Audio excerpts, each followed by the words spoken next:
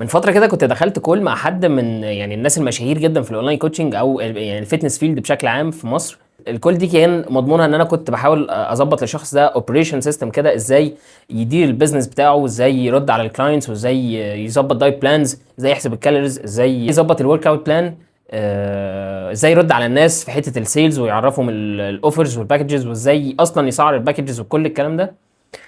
وفي حاجات كتير قوي اتفاجئت بيها، اللي هو الشخص ده عنده عدد كلاينتس يعني ما شاء الله كبيره، وستيل ما كانش واعي او مدرك شويه في النقط المهمه اللي انا كنت بتكلم فيها في المجال بتاعه اوريدي، اللي هو اوريدي هو شغاله وبيمونتايز منه فلوس مرعبه يعني. فكنت بنقل الشخص ده يعني الخبره في الحته دي، وازاي ان هو يتعامل مع الكلاينت، وازاي يعمل معاه فولو اب، وازاي يرد عليه بالتفاصيل البسيطه اللي يخليه دايما الكلاينت متعلق بيه دايما، وكل ما اشتراكه يخلص يجدد. ده طبعا بيزود الريتنشن عنده، فده معناه ان في فلوس داخله وهكذا.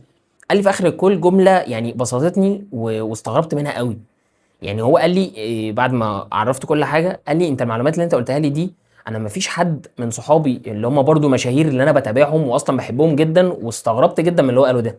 يعني هو قال لي ما فيش حد من صحابي تقريبا شغال كده، او قال لي معلومات قبل كده زي اللي انت بتقولها لي دلوقتي، وشكرني جدا. وطبعا الشخص ده بدأ الحمد لله يطور من الكونتنت بتاعه، بدأ يجيب كلاينتس اكتر، والدنيا بقت الحمد لله تمام.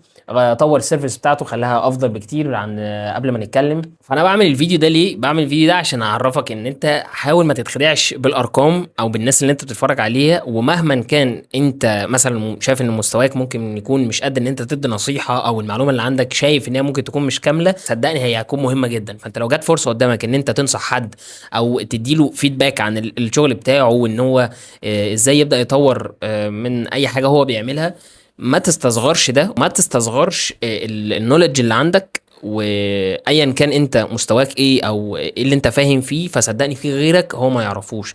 فاللي انت تقدر تعمله دلوقتي ان انت تطور من نفسك في المجال اللي انت شغال فيه وتبقى شاطر فيه، وتبقى انتوا الاتنين طالعين كسبانين من الموضوع ده. وبس كده.